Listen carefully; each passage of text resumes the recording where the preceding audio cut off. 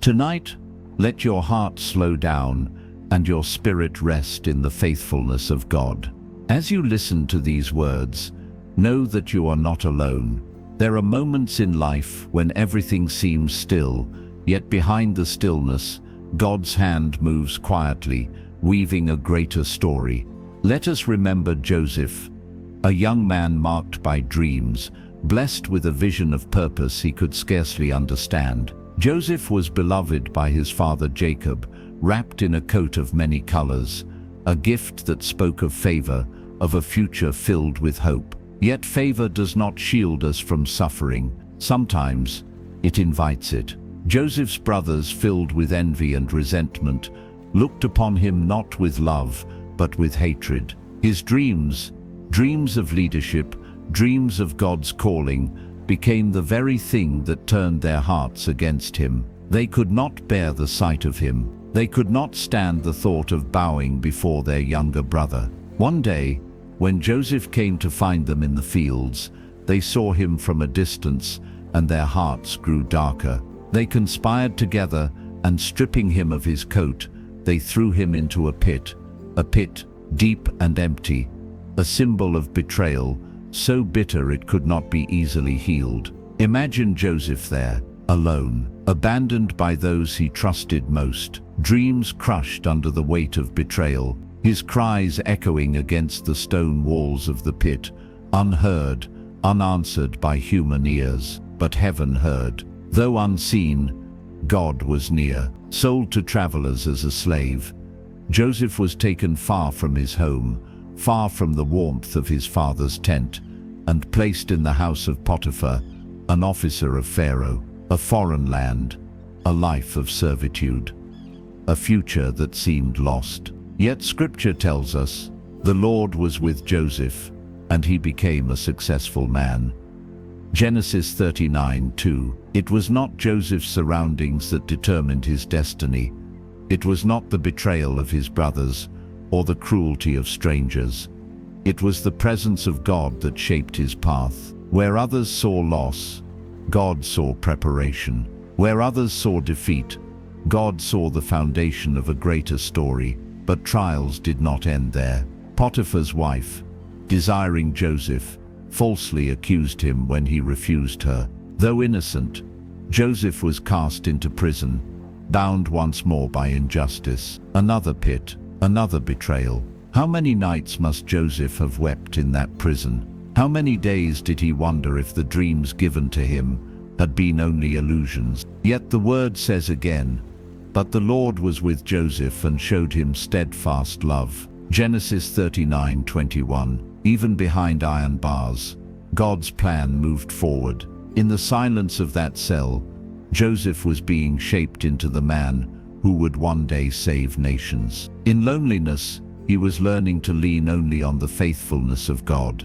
In betrayal, he was being prepared to forgive. In captivity, he was being taught to rule with wisdom and mercy. Tonight, if you find yourself in a pit of despair, or if you feel trapped by circumstances beyond your control, remember Joseph. Remember that what looks like an end to you may only be the beginning to God. The pit is not the end of your story. The prison is not your final chapter.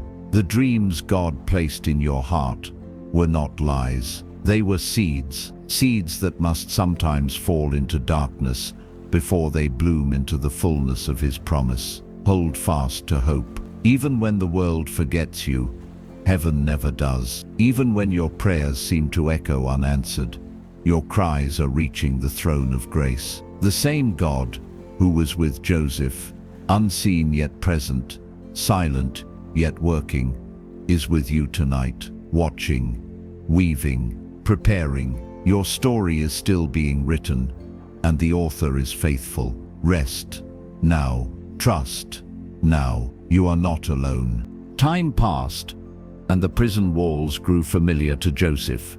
Days blended into nights, and seasons shifted unnoticed by those outside. Yet within those heavy walls, God was still at work. Though Joseph had been stripped of family, freedom, and reputation, there remained something no man could take from him: the favor, of the living God. Joseph did not allow bitterness to rule his heart. Even in confinement, he served with diligence, with kindness, with faith. Over time, the keeper of the prison noticed. He placed Joseph in charge of the other prisoners, trusting him with the very place that had once been his cage. It is easy to believe that our faith is strongest when life is easy, but true faith shines brightest in the valley, when hope feels like a distant echo. Joseph's light did not flicker. In his silence, in his servanthood, he continued to trust in a plan he could not yet see. Then one night, 2 new prisoners were thrown into the dark halls of the prison, the chief cupbearer and the chief baker of Pharaoh himself. Stripped of their high positions, they now shared the same chains as Joseph. Each man was troubled, haunted by dreams that seemed to hold meaning beyond human understanding. In the stillness of the morning, Joseph noticed their sorrow. He could have turned away. He could have buried himself deeper in his own pain. But Joseph chose compassion. "Why are your faces so downcast today?" he asked gently. It is in the small mercies, the unnoticed kindnesses, that God's light often breaks through. The cupbearer spoke first, describing his dream of a vine with 3 branches, blossoms and clusters of ripe grapes. Joseph listened carefully. He did not offer comfort rooted in his own understanding. Instead, he said, "Do not interpretations belong to God? Tell me your dreams." In the quiet trust of that moment, Joseph honored the Lord.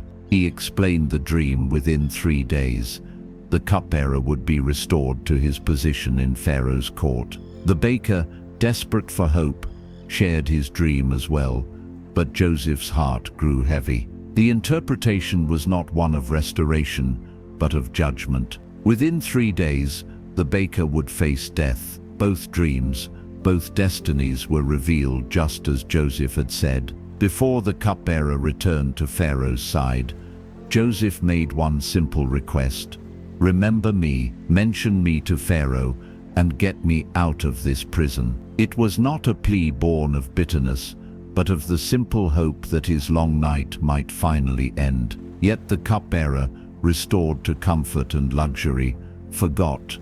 Joseph, forgotten again, left once more in the shadows. And still, God was not finished. There are moments in our lives when it feels as though even those we have helped, those we have blessed, forget our existence. But our worth is not defined by man's memory. It is held safe in the heart of God.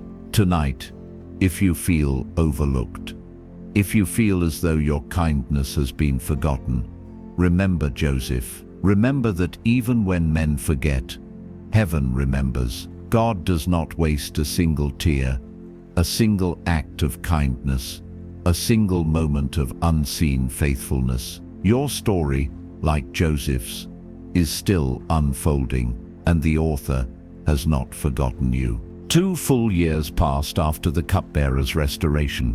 2 long years where Joseph remained in the depths of the prison, unseen and unheard by those in power. 2 years where each sunrise must have felt like a quiet question: "Has God forgotten me?" But heaven does not forget. At the appointed time, God stirred the dreams of Pharaoh himself. In the stillness of the night, Pharaoh saw visions that disturbed his spirit. Dreams of 7 fat cows grazing by the Nile, followed by 7 thin, sickly cows that devoured the fat ones. Another dream followed: 7 healthy heads of grain swallowed by 7 withered ones. Pharaoh awoke troubled, and no wise man, no sorcerer, no counselor could explain what the dreams meant.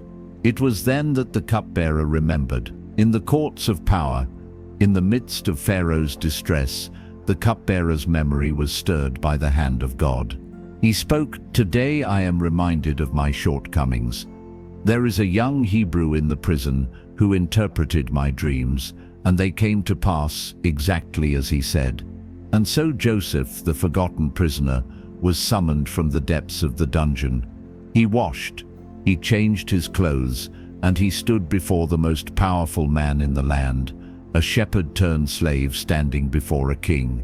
Pharaoh said to him, "I have had a dream, and no one can interpret it. But I have heard it said of you that when you hear a dream, you can interpret it." Joseph replied with humility, with truth, "I cannot do it, but God will give Pharaoh the answer he desires."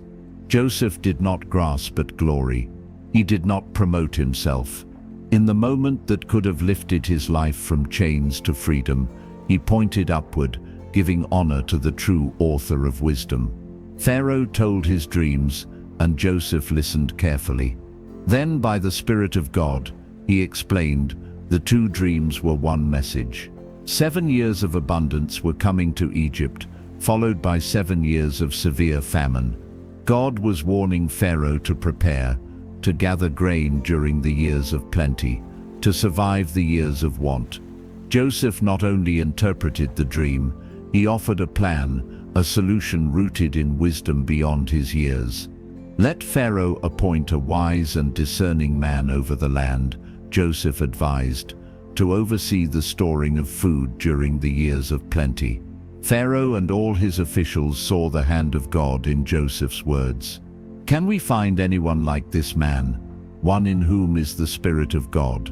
Pharaoh asked. And so in one day, Joseph's life was transformed, from prisoner to prince, from forgotten to honored. Pharaoh placed his signet ring on Joseph's hand, clothed him in fine linen, and placed a gold chain around his neck. He gave him authority second only to Pharaoh himself. Joseph rode in a chariot as men cried out before him, "Make way." In the blink of an eye, years of sorrow were answered with sudden purpose. But Joseph had been prepared for this moment in the pit, in the prison, in the loneliness where only God had been his strength. Tonight, remember this. No matter how long the night, no matter how forgotten you may feel, when God moves, he moves swiftly.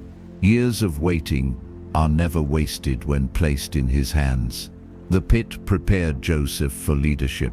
The prison prepared Joseph for compassion. The betrayal prepared Joseph for wisdom.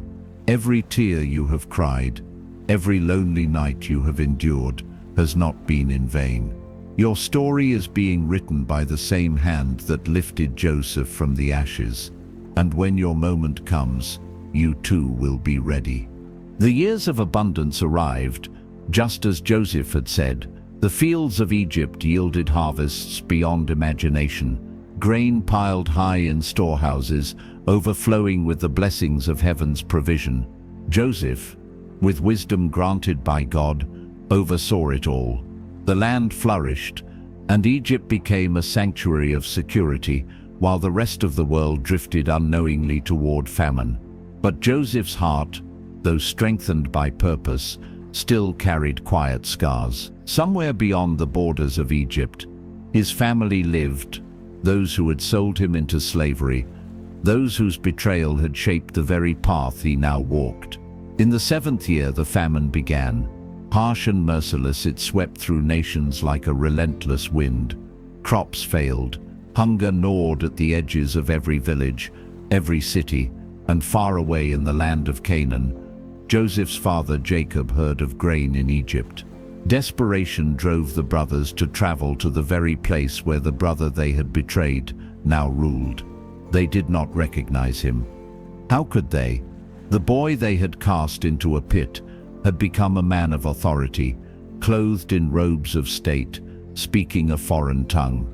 They bowed low before him, just as Joseph's dreams had once foretold. Joseph saw them and knew them instantly. In that moment, every memory must have surged within him. The pit, the chains, the tears. Yet Joseph did not reveal himself. He spoke harshly, testing them, pressing them to see if their hearts had changed. He accused them of being spies. He demanded they bring their youngest brother, Benjamin, as proof of their honesty. Fear gripped them, but they obeyed, returning to Canaan to fetch the brother Joseph longed to see. In their absence, Joseph wept. His heart, though armored by years of pain, could not suppress the river of emotions that broke free. He turned away from his attendants and wept alone, hidden from the world, but not from God. When the brothers returned with Benjamin, Joseph's heart melted further. Seeing his mother's youngest son, alive and well, stirred the deepest chambers of his soul. He prepared a feast for them, seating them according to their birth order, a detail so intimate it unnerved them. And when Benjamin was given 5 times more food than the others, Joseph watched carefully. Would jealousy rise again? But no jealousy appeared, only gratitude. Still, Joseph tested them one final time. He placed his silver cup in Benjamin's sack and sent them on their way. Then he sent his steward after them, accusing them of theft. When the cup was found, the brothers tore their garments in grief and returned, falling at Joseph's feet. Judah, once a willing participant in Joseph's betrayal, now offered himself in Benjamin's place, pleading for mercy, choosing sacrifice over selfishness. And in that moment, Joseph could bear it no longer. He cleared the room of Egyptians. He stood before his brothers, trembling, overwhelmed, and wept so loudly that all of Pharaoh's house heard. "I am Joseph," he cried. "Is my father still alive?" Terror gripped his brothers, but Joseph did not punish them. He did not seek revenge. He spoke with the heart of one who had seen the hand of God, even in betrayal. "Do not be distressed or angry with yourselves, because you sold me here, for God sent me before you to preserve life." Genesis 45:5. Joseph forgave. He embraced them, weeping upon them. The years of pain, betrayal, and silence were washed away by the flood of mercy. Tonight, remember this: forgiveness is not forgetting the hurt. Forgiveness is remembering the hurt and choosing mercy anyway. It is seeing God's purpose, even in the darkest betrayal. Your wounds, like Joseph's, are not wasted. They are the places where God's mercy will shine, the brightest. And one day, when you stand before those who hurt you, you too will find that love is stronger than hate, and mercy is greater than vengeance. News of Joseph's survival and success spread quickly through Pharaoh's palace.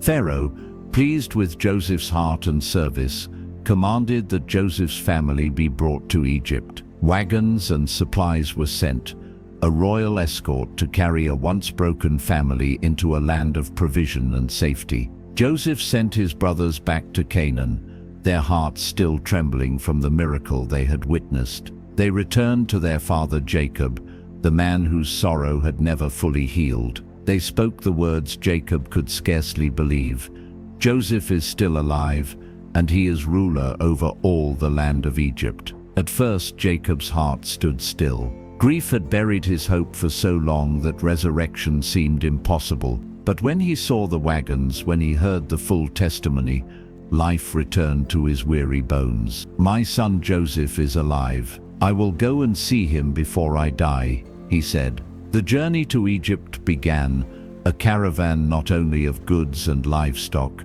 but of restoration. Step by step, Jacob moved closer to the son he had mourned for so many years. Yet even as he traveled, Jacob's heart trembled with fear. To leave the land promised to Abraham, Isaac, and himself was no small thing. But God, ever faithful, met him in the night. In a vision the Lord spoke, "Jacob, Jacob, do not be afraid to go down to Egypt, for there I will make you into a great nation. I will go down with you, and I will also bring you up again."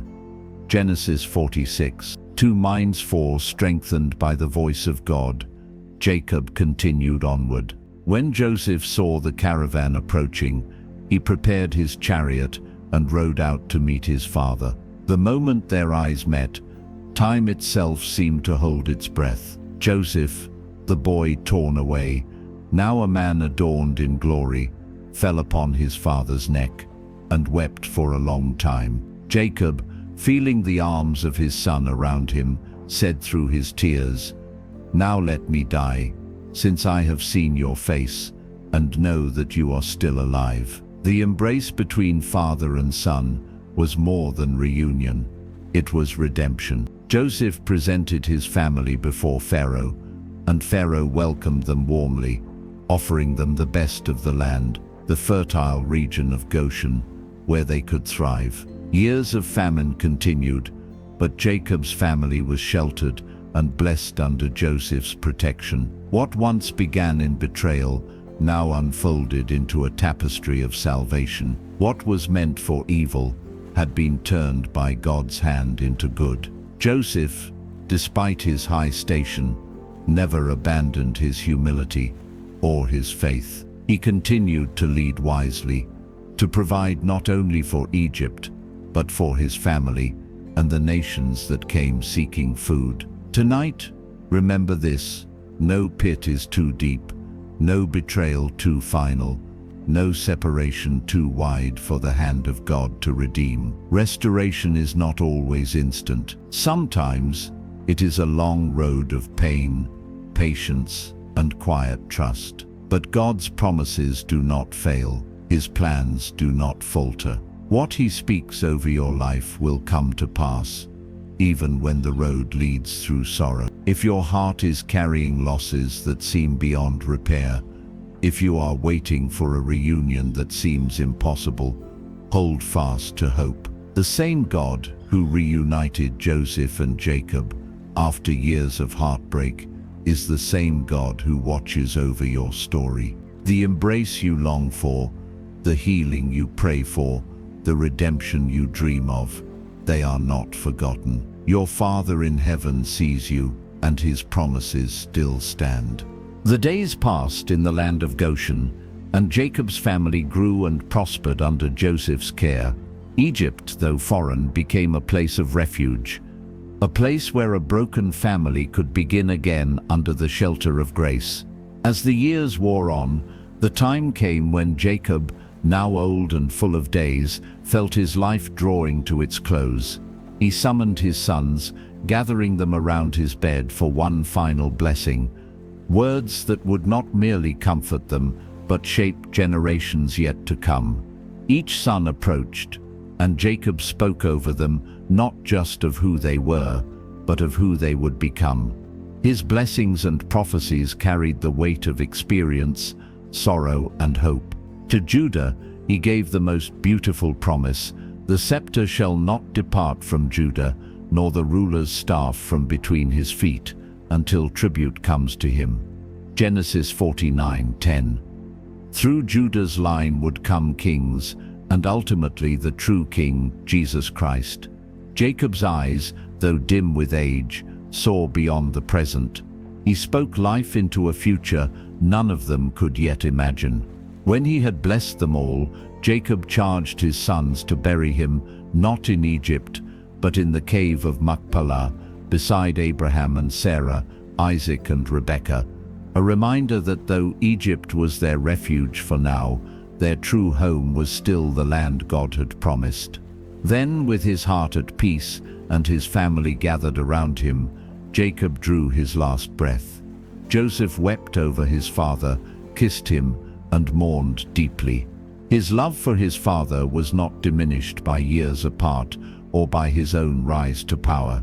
Joseph ordered that Jacob be embalmed, and all of Egypt mourned him for 70 days, a tribute reserved for kings.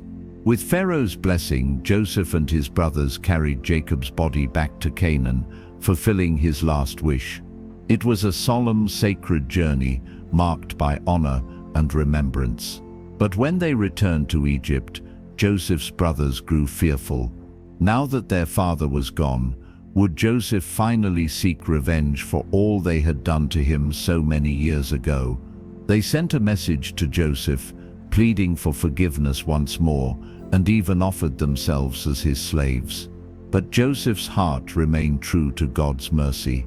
He spoke to them with kindness, with a heart full of compassion. "Do not fear, for am I in the place of God? As for you, you meant evil against me, but God meant it for good, to bring about that many people should be kept alive, as they are today. Genesis 50:19-20.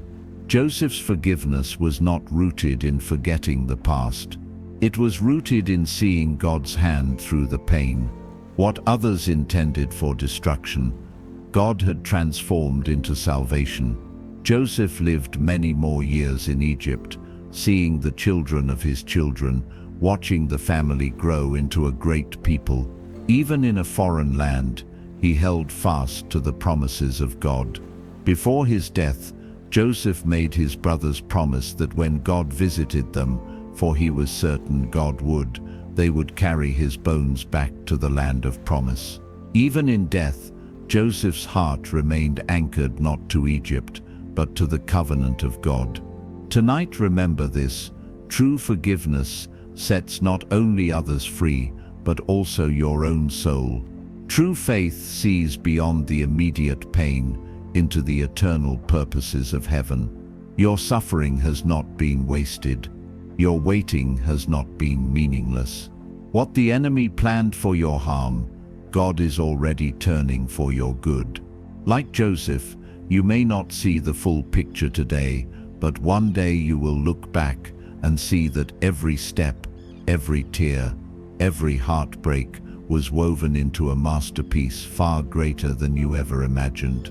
The God who walked beside Joseph walks beside you still, and his promises are forever. The story of Joseph reminds us that God's hand never leaves his children, even through betrayal, prisons, and pain. Yet Joseph's journey is not the only one where heaven's quiet work is seen most clearly in suffering. Tonight, we turn our hearts to another man of quiet strength, Moses, the reluctant leader, the child drawn from the waters, destined to lead a nation from chains into freedom. Long before Moses stood before Pharaoh, long before plagues darkened Egypt and seas were parted, there was fear, there was hiding, there was pain. The Hebrews, descendants of Joseph's family, had grown numerous in Egypt. Generations had passed, and a new Pharaoh rose, one who did not remember Joseph, one who feared the strength of the Israelites. He enslaved them, burdened them with harsh labor, and ordered the unthinkable, that every Hebrew boy born should be cast into the Nile and drowned. In the midst of sorrow, Moses was born. A mother, desperate to protect her son, hid him for 3 months. When she could no longer conceal him, she crafted a small basket from reeds, coated it with tar to make it waterproof, and placed her precious child upon the waters of the Nile. Imagine the ache in her heart as she watched the current carry him away. Imagine the prayers whispered through her tears. But God was watching. Pharaoh's daughter, bathing by the river, saw the basket. Her heart was moved with compassion, and she drew the child from the water, naming him Moses, which means drawn out. Moses grew up in Pharaoh's household, clothed in royal garments, educated among the wise. Yet within his heart, he never forgot the cries of his people, the groans of the slaves who shared his blood. One day, seeing an Egyptian beating a Hebrew slave, Moses' heart burned with anger. In a moment of passion, he killed the Egyptian and hid his body in the sand. But word spread. Fear seized Moses. He fled into the desert, far from the courts of Pharaoh, far from the place he once called home. In the wilderness of Midian, Moses became a shepherd. A man who once walked marble halls now walked rocky paths, tending sheep in silence. 40 years passed. 40 years of ordinary days, of quiet nights under the stars, of wondering if the dreams of his youth were dead. But God had not forgotten Moses. The wilderness was not a punishment. It was a preparation. Tonight, if you find yourself wandering a desert of waiting, a season where your dreams seem distant and your prayers unanswered, remember Moses. Remember that the desert is not the end. It is the training ground for destiny. Moses learned patience there. He learned humility. He learned to listen for the whisper of God's voice among the winds and sands. One day, while leading his flock near Mount Horeb, Moses saw a sight that would change everything. a bush, engulfed in flames yet not consumed. And from within the fire, God called his name, Moses. He answered simply, "Here I am." The God of Abraham, Isaac, and Jacob had not forgotten his promise. He had heard the cries of his people, and he had chosen Moses, the runaway, the broken, the reluctant, to be his instrument of deliverance. Tonight be reminded, God often calls us, not in our moments of strength, but in our moments of surrender. He speaks not to the proud, but to the willing. And when he calls your name, no wilderness, no failure, no fear can stop the story he is writing through your life. The same God who drew Moses from the waters, who called him from the flames, is calling you too. He is never late, he is never silent, and he is always near. Standing before the burning bush, Moses trembled. The desert wind stirred around him, the flame danced without consuming, and the voice of the Almighty filled the air. God had called him, not as a prince of Egypt, not as a man of great reputation, but as a shepherd who had tasted both failure and loneliness. And now, the Creator of heaven and earth spoke directly to him. "I have surely seen the affliction of my people who are in Egypt," said the Lord, "and have heard their cry because of their taskmasters. I know their sufferings, and I have come down to deliver them." Exodus 3:7-8. Moses listened, heart pounding. God continued, "Come, I will send you to Pharaoh that you may bring my people, the children of Israel, out of Egypt." But Moses, though awed by God's presence, recoiled in fear. "Who am I," he said, "that I should go to Pharaoh and bring the children of Israel out of Egypt?" It is a question many of us whisper in our hearts when God calls. Who am I? Too broken, too small, too flawed to carry out something so great. But God's answer to Moses was not a list of qualifications. It was a promise. "I will be with you." It was not about Moses' strength. It was about God's presence. Still, Moses wrestled with doubt. "If I come to the people of Israel and say to them, 'The God of your fathers has sent me,' and they ask me, 'What is his name?' what shall I say to them?" Then came one of the most sacred revelations in all of Scripture. God said to Moses, "I am who I am." Exodus 3:14. "Say this to the people of Israel, I am has sent me to you. I am the God who is not bound by time, not changed by circumstances, not diminished by human weakness, the one who was, who is, and who will always be." This was the name Moses was to carry. Still, Moses hesitated. "But they will not believe me," he said. And God, patient and compassionate, gave Moses signs: the staff that would turn to a serpent, the hand that would become leprous and then be healed, signs to strengthen Moses' trembling heart. Yet Moses protested once more, "I am not eloquent. I am slow of speech and tongue." The Lord's answer was gentle, yet firm.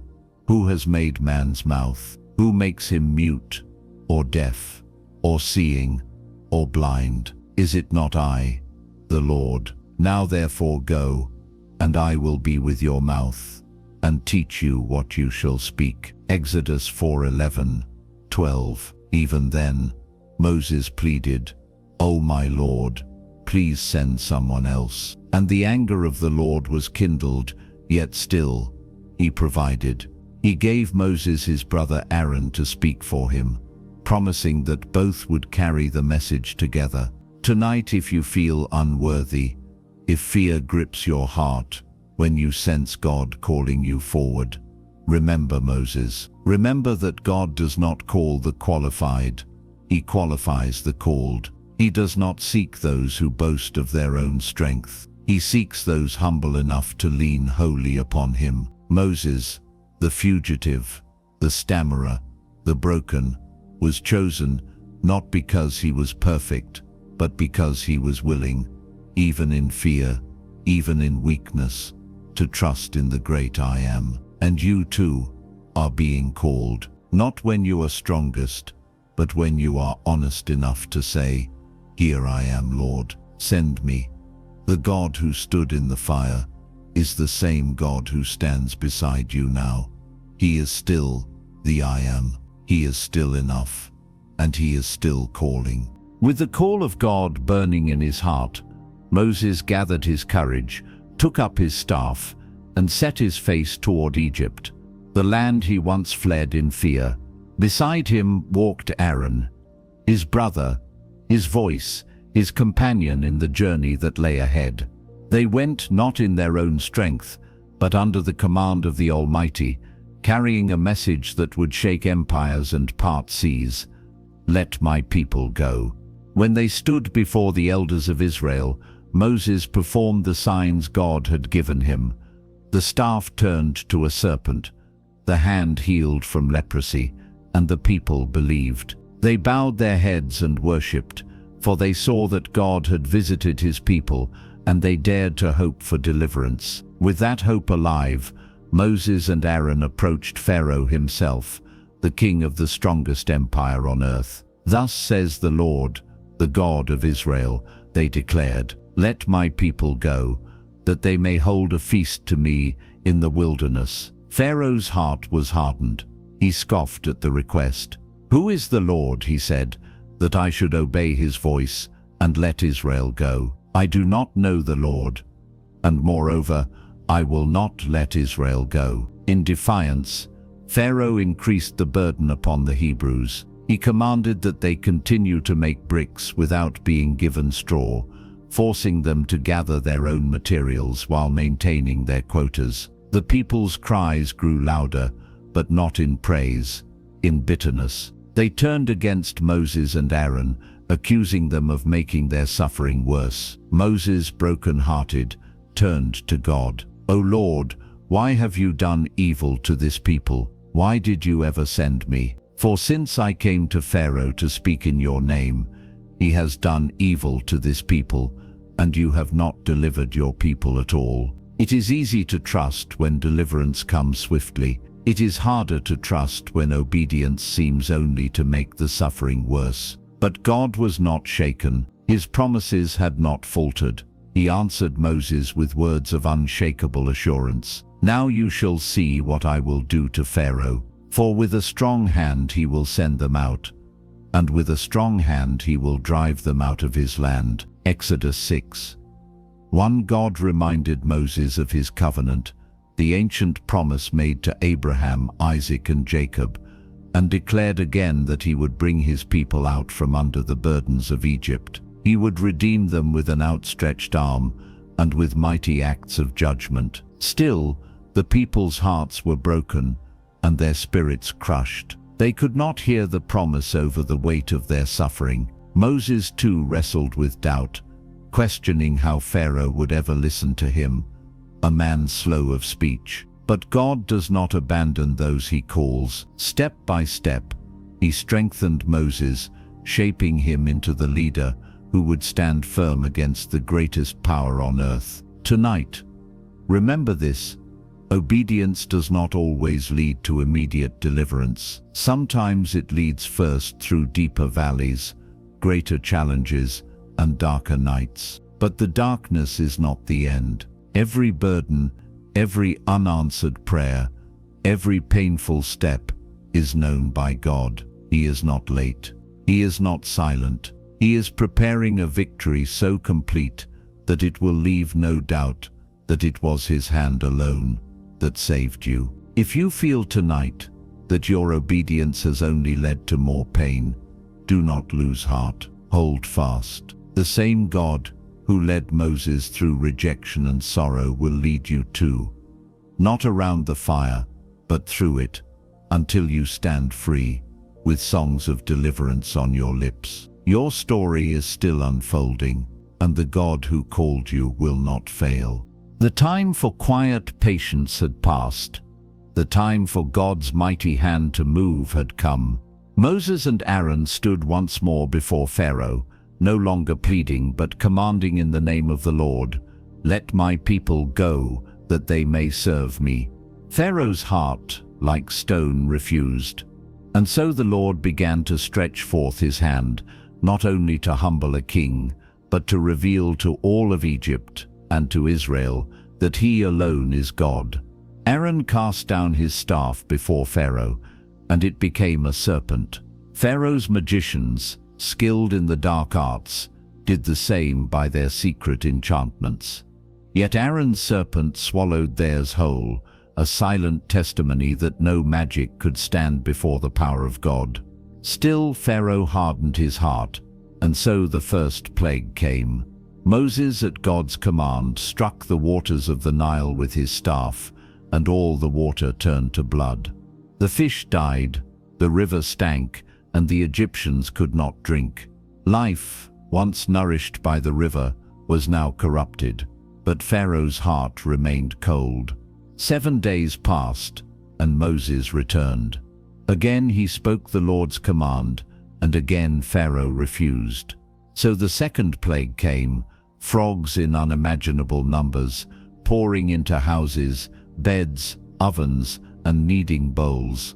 The land was overcome. Pharaoh, pressed by the people's suffering, pleaded for relief and promised to let the people go. Moses prayed, and the frogs died.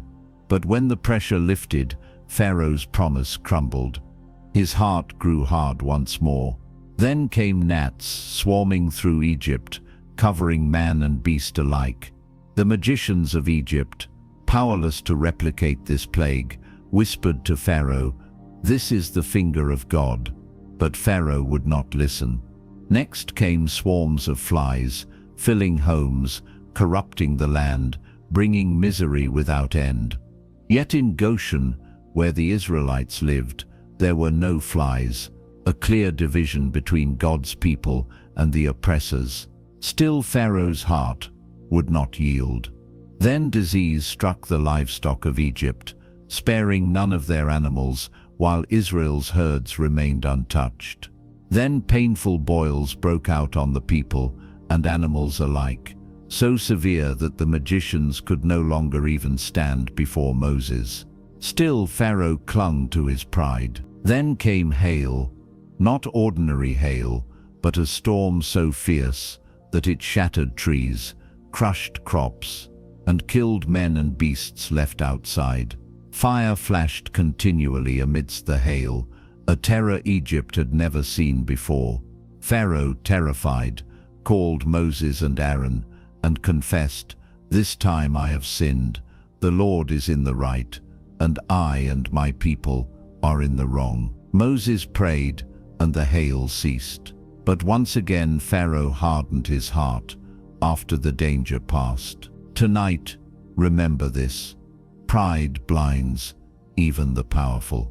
It hardens the heart against mercy, against truth, against the gentle whisper of God's voice. And yet, even in Pharaoh's rebellion, God's justice moved with patience, not cruelty. He gave Pharaoh chance after chance to soften, to repent, to choose mercy over stubbornness. Our God is patient, not wishing for any to perish, but for all to come to repentance. But there comes a time when patience must give way to judgment. If you are facing a situation where injustice seems to reign, where the proud seem to prosper, know this: God sees, God waits, and God acts at the appointed time. No power on earth can stand against his will forever. And for those who trust him, even when the world seems unshaken by his warnings, there is shelter under his wings. Stay close to him, stay humble, stay ready, for the God who delivered Israel is the same God who watches over you tonight, and his promises will not fail. The land of Egypt, once proud and prosperous, now trembled under the hand of God. Yet Pharaoh's heart, though battered, remained unyielding. Pride can become a prison deeper than any cell, and Pharaoh sat chained within walls of his own making. The Lord spoke to Moses again. "Go to Pharaoh, for I have hardened his heart, and the heart of his servants, that I may show these signs of mine among them, and that you may tell your children and grandchildren how I dealt harshly with Egypt and performed miraculous signs among them, and that you may know that I am the Lord. Exodus 10, 1-2. This was no longer merely a conflict between a nation and its oppressor. It was a revelation, a story that would be told for generations, a testimony to the faithfulness and power of God. Moses and Aaron stood once more before Pharaoh. "How long will you refuse to humble yourself before me?" they asked. "Let my people go, that they may serve me. But if you refuse, tomorrow I will bring locusts into your country." Locusts, a plague that would strip the land bare, devouring every green thing left after the hail.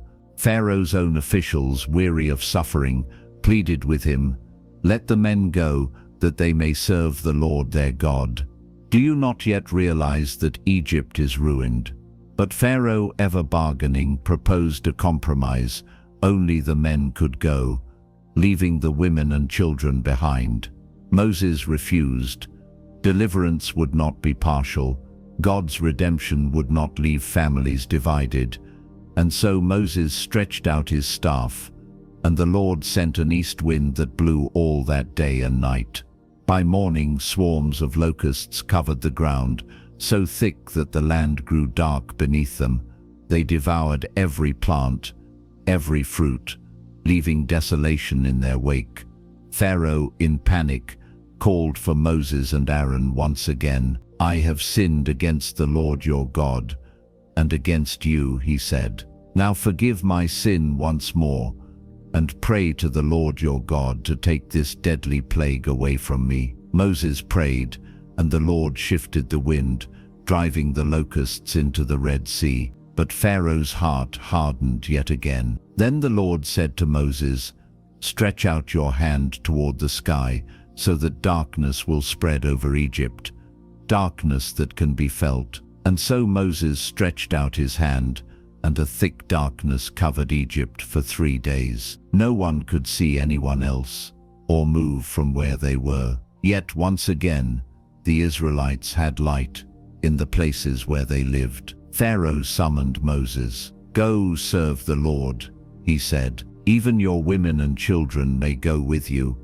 Only leave your flocks and herds behind." But Moses answered firmly, "Our livestock must go with us.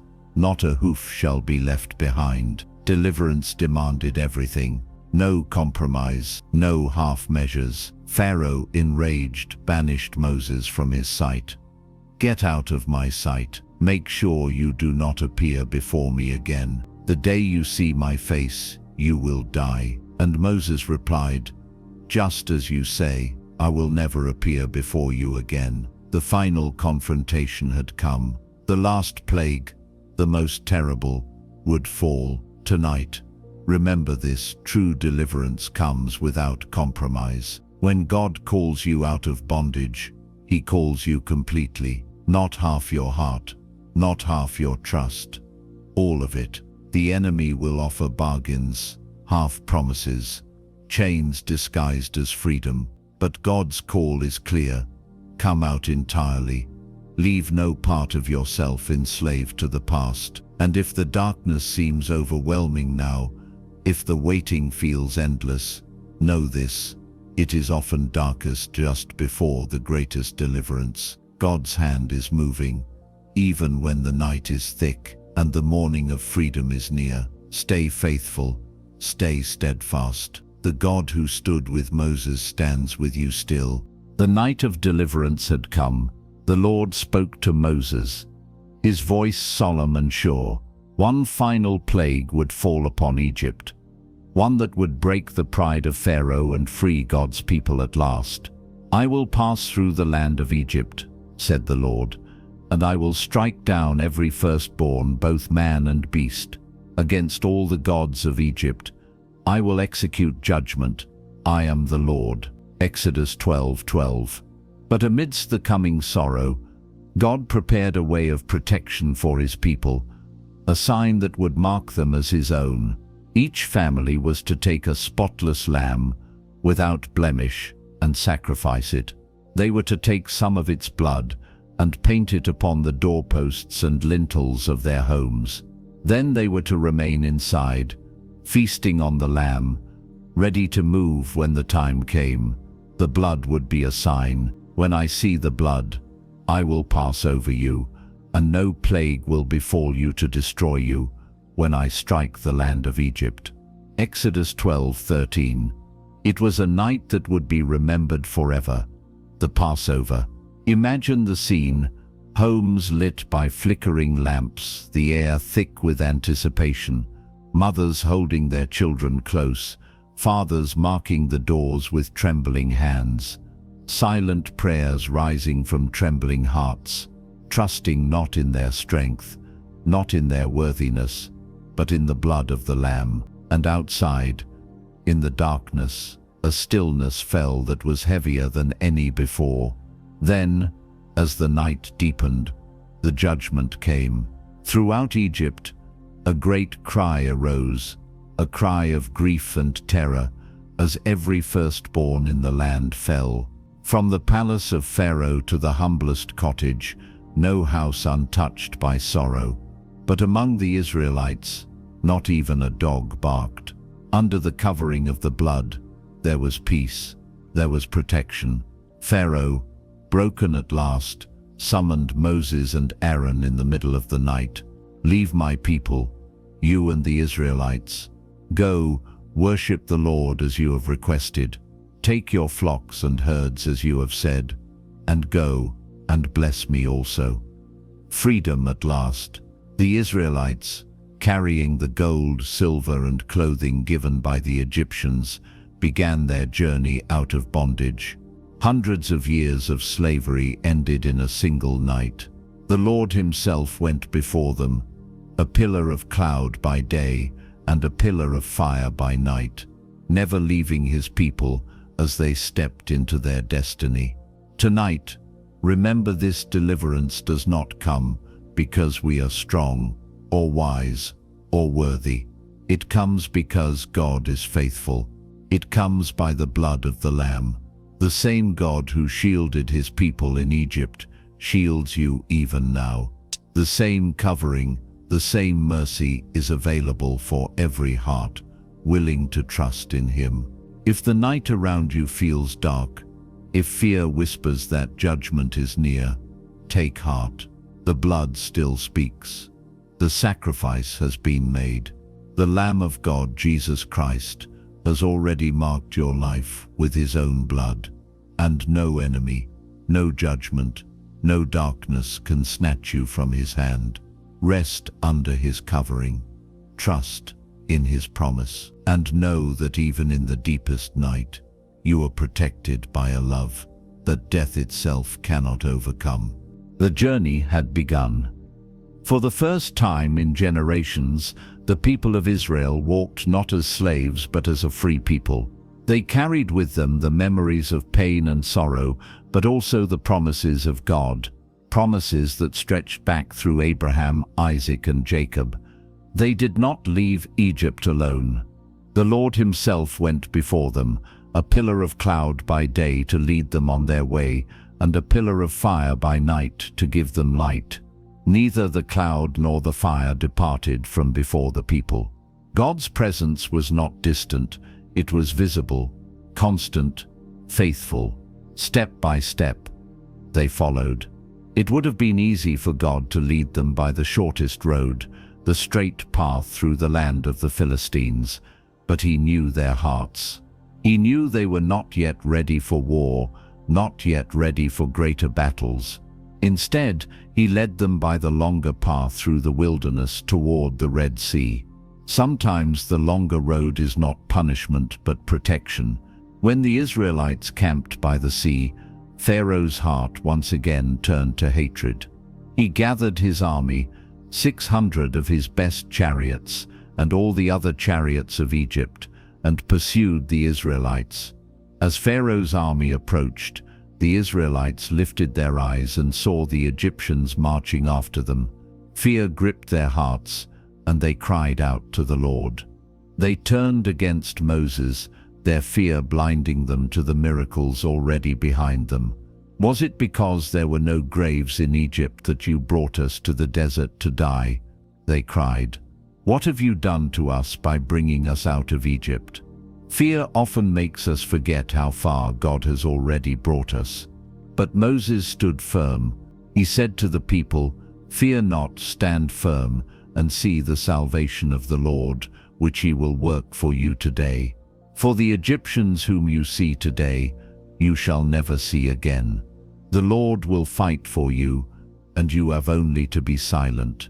Exodus 14:13-14. God commanded Moses to stretch out his staff over the sea, and the waters by the mighty breath of God parted. Walls of water rose on either side, and a dry path opened before them.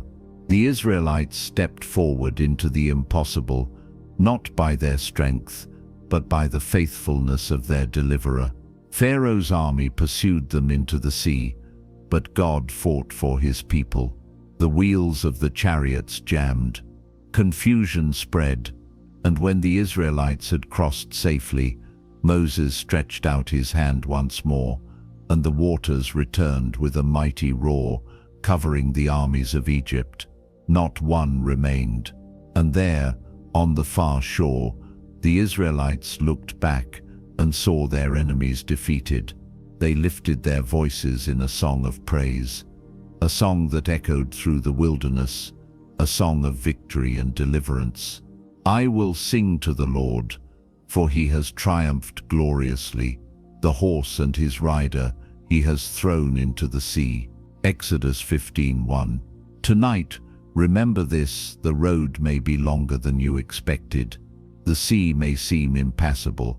The enemy may seem too strong. But the God who parts seas is the same God who walks beside you now.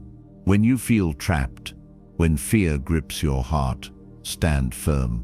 Do not look back. Do not listen to the voice of fear. Listen to the voice that calls you forward, the voice that says, I will fight for you, and trust that even when you see no way through, God is already making a path. You are not alone. The one who led Israel through the sea leads you too, and he never fails. The sea had closed behind them. The threat of Egypt was gone, but ahead of them lay a vast and unfamiliar wilderness, a land without roads, without cities, without certainty.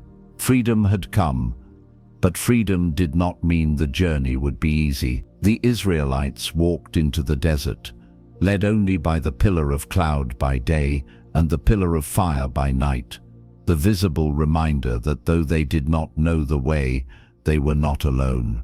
3 days into the wilderness, they found no water. The joy of their deliverance began to fade, replaced by thirst and fear. When they came to Marah, they found water at last, but it was bitter, undrinkable. Their hearts, fragile and weary, turned again to complaint.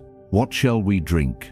They cried. Moses cried out to the Lord, and God showed him a piece of wood. Moses threw it into the waters, and the waters were made sweet. It was there at Marah that God made a decree. If you will diligently listen to the voice of the Lord your God, and do what is right in his eyes, and give ear to his commandments, and keep all his statutes, I will put none of the diseases on you that I put on the Egyptians, for I am the Lord, your healer. Exodus 15:26. God was not only their deliverer, he was their healer. From Marah, they traveled to Elim, where 12 springs of water and 70 palm trees awaited them, an oasis of rest prepared by God himself. But the journey continued, and soon hunger gnawed at their hearts. Once again, fear rose among the people. They grumbled against Moses and Aaron, saying, Would that we had died by the hand of the Lord in Egypt, where we sat by the meat pots and ate bread to the full. For you have brought us into this wilderness to kill this whole assembly with hunger. How quickly the memory of chains faded when compared to the uncertainty of faith. But God, patient and faithful, did not abandon them to their fears. That evening, quail covered the camp, providing meat, and in the morning, when the dew lifted, a fine, flake-like thing appeared on the ground, manna, bread from heaven. Moses said to them, "It is the bread that the Lord has given you to eat." Exodus 16:15. Each morning they gathered what they needed for that day, no more, no less, and every day God provided anew. Manna in the morning, faithfulness at dawn, a rhythm of trust, teaching them to depend not on stockpiles or human plans, but on the steady hand of their provider. Tonight, remember this: the wilderness is not a place of abandonment, it is a place of training, a place where faith is forged not by seeing the destination, but by trusting the one who leads. If you find yourself in a season where each day feels uncertain, where the future seems dry and barren, know this: God has not brought you here to leave you. He is teaching you to trust His provision. He is teaching you to find joy in the daily bread. You may not see the end of the journey yet. You may not understand every twist of the path, but the same God who sent manna from heaven, who brought water from bitter springs, walks with you even now, morning by morning, mercy by mercy. He provides, and His faithfulness will never fail. Step by step, the people of Israel journeyed deeper into the wilderness. The road was not easy, but every step was shaped by the unseen hands of a faithful God, guiding them toward a promise they had not yet seen, but were called to trust. As they traveled, the Lord continued to provide water from rocks, protection from enemies, guidance by cloud and fire. Yet, God desired something even greater for His people than provision alone. He desired relationship. He desired that they would know Him, not only as deliverer, but as covenant maker, as Father. And so, in the 3rd month after leaving Egypt, Israel came to the desert of Sinai. They camped before the mountain, a place where heaven would touch earth. Moses climbed the rugged slopes of Sinai to meet with God, and there, amidst the wilderness winds and burning sun, the voice of the Almighty spoke to him. "Thus you shall say to the house of Jacob, and tell the people of Israel, you yourselves have seen what I did to the Egyptians, and how I bore you on eagle's wings, and brought you to myself. Now therefore, if you will indeed obey my voice and keep my covenant, you shall be my treasured possession among all peoples, for all the earth is mine, and you shall be to me a kingdom of priests and a holy nation." Exodus 19:4-6. Imagine the wonder: a nation of former slaves, now called God's treasured possession, a people set apart for His glory. But the encounter was not casual. God's holiness was not something to be approached lightly. He commanded that the people consecrate themselves, to wash their garments, to prepare their hearts, for on the 3rd day the Lord would descend upon Mount Sinai in sight of all the people. When the morning of the 3rd day came, the mountain shook, thunder roared, lightning flashed across the sky, a thick cloud covered the summit, and the blast of a trumpet grew louder and louder. The entire mountain was wrapped in smoke, because the Lord had descended upon it in fire. The people trembled.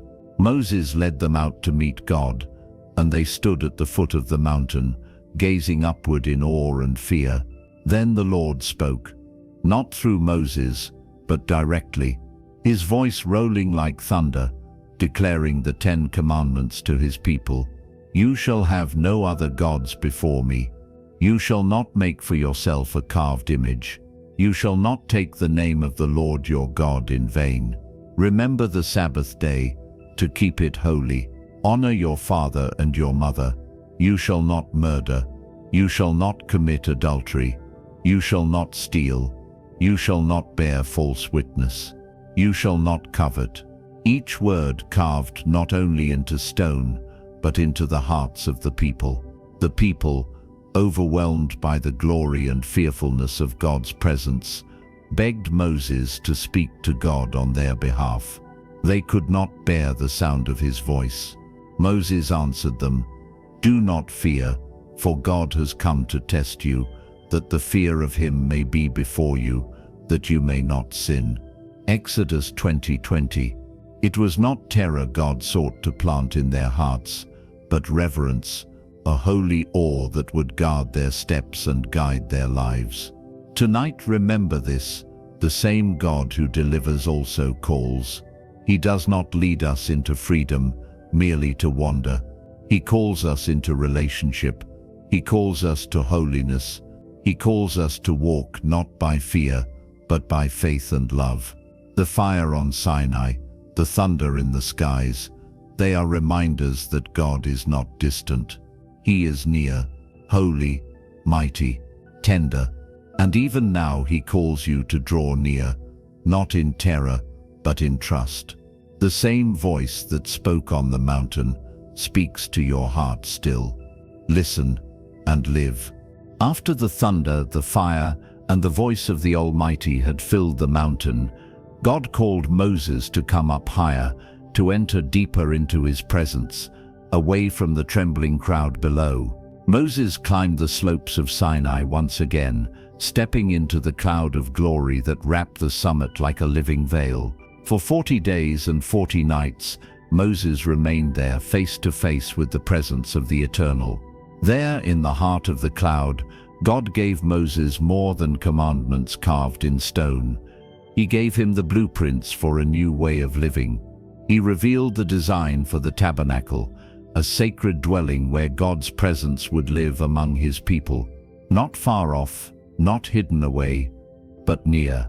Among them, every detail was shaped by God's own hand: the Ark of the Covenant, the mercy seat, the golden lampstands, the altars of sacrifice and incense. Each piece a reflection of heaven's pattern, a reminder that the holy God had chosen to dwell with frail humanity. "Let them make me a sanctuary," God said, "that I may dwell in their midst." Exodus 25:8. Imagine it, the Creator of the universe desiring not palaces of marble, but tents in the wilderness, that he might walk among his children. During those days, God also gave Moses laws and statutes, principles to guide a free people into a holy life. Laws of justice and mercy. Laws protecting the weak and honoring the sacredness of life. God was not merely rescuing his people from Pharaoh, he was shaping them into a people who would reflect his heart to the world. But while Moses stood in the presence of God, receiving treasures of wisdom and grace, trouble brewed below. The people, waiting at the foot of the mountain, grew restless. They had seen the miracles. They had crossed the sea. They had eaten manna from heaven. Yet still, fear and impatience gripped them. They gathered around Aaron and demanded, "Make us gods who shall go before us." As for this Moses, the man who brought us up out of the land of Egypt, we do not know what has become of him. And so Aaron, pressured by the crowd, gathered gold from their earrings, melted it, and fashioned a calf, an idol to satisfy their longing. They built an altar before it. They offered sacrifices. They rose up to dance and feast before the work of their own hands. The very people God had saved turned their hearts back to the ways of slavery, to gods made of stone and metal, to the hollow worship of things they could see and touch. On the mountain, God saw it all. His heart, filled with love, burned with sorrow and righteous anger. He said to Moses, "Go down, for your people, whom you brought up out of the land of Egypt, have corrupted themselves." Tonight, remember this. It is easy to trust God when the cloud is visible, when the miracles are fresh. It is harder when we are called to wait, to trust in silence, to believe in the unseen. Faith is not merely trusting God in the victories, it is trusting Him in the waiting. And when fear tempts you to build idols of your own making, things you can see, touch, and control, Remember the God who waits for you at the top of the mountain. He calls you not to the safety of idols, but to the glory of his presence. Hold fast, trust the silence. God is not absent. He is preparing something greater than you can imagine, and he will not fail. Moses descended the mountain, carrying the 2 tablets of the covenant, stones carved by the very finger of God, heavy not only with weight, but with sacred promise. As he drew closer to the camp, the sounds of singing and celebration reached his ears, but it was not the song of worship. It was the noise of idolatry, of a people who had turned their hearts away in the waiting. Moses saw the golden calf, gleaming in the sunlight, surrounded by dancing and feasting. The sight pierced him deeper than any sword. The covenant, freshly born from the heart of God, had already been broken. In his grief and righteous anger, Moses hurled the tablets from his hands, shattering them at the foot of the mountain, a visible sign of the broken relationship between heaven and earth. He burned the golden calf in fire, ground it to powder, scattered it on the water, and made the people drink it, a bitter reminder of their rebellion. Moses turned to Aaron, the brother he had trusted, and asked, "What did this people do to you, that you have brought such a great sin upon them?" Aaron's reply was full of fear and excuses, but the damage was done. The people had corrupted themselves. Judgment came swiftly. Moses stood at the camp's gate and called, "Who is on the Lord's side? Come to me." The sons of Levi gathered around him, and that day those who remained hardened in rebellion were judged. But even in judgment, Moses' heart remained intercessory. The next day, he returned to the Lord and prayed a prayer of astonishing humility. "Alas, this people has sinned a great sin. They have made for themselves gods of gold. But now, if you will forgive their sin, please do so. But if not, blot me out of your book that you have written." Exodus 32, 31, 32. Moses, though innocent, was willing to bear the burden of the guilty, a foreshadowing of the one who would one day intercede for all mankind. God responded with both justice and mercy. The people would continue their journey, but the weight of their rebellion would mark them. Yet God, in his relentless love, refused to abandon them. Moses, desperate for assurance, pleaded with God, "If your presence will not go with us, do not bring us up from here." He knew that no promised land, no earthly blessing, could ever replace the presence of God himself. And God answered with tender faithfulness, "My presence will go with you, and I will give you rest." Exodus 33:14. Tonight, remember this: we are all prone to wander in seasons of waiting. We are all tempted to build idols when answers delay. But even when we fail, even when we turn away, God's mercy calls us back. He does not abandon his covenant. He does not forget his promises. And when we, like Moses, dare to pray boldly, not for blessings alone, but for his very presence, he responds with grace that outlasts our failures. If tonight you feel the weight of broken promises, of mistakes too heavy to carry, know this: there is one who still intercedes for you. There is one who still leads you with his presence. There is one who still says, "I will go with you. I will give you rest." Not because you are perfect, but because he is faithful. Rest in him tonight. He is enough. After the sorrow of rebellion and the mercy of forgiveness, Moses longed for something deeper still. He had seen the miracles. He had heard the voice of God. He had climbed the mountain wrapped in fire and cloud. Yet still, there was a cry from deep within his spirit. "Please show me your glory." Exodus 33:18. It was not enough for Moses to know about God. He longed to know him, to see his heart, to behold his beauty. And the Lord in his tenderness answered, "I will make all my goodness pass before you," God said, and will proclaim before you my name, the Lord. I will be gracious to whom I will be gracious, and will show mercy on whom I will show mercy. But he added, You cannot see my face, for man shall not see me and live. Exodus 33:19-20. So God placed Moses in the cleft of a rock, and he covered him with his hand as he passed by. Only after his glory passed did God allow Moses to see the back of his presence, a glimpse of the infinite beauty that even angels bow before. In that moment, Moses saw what few have ever glimpsed, not the fullness of God's majesty, but enough to leave his soul forever marked by glory.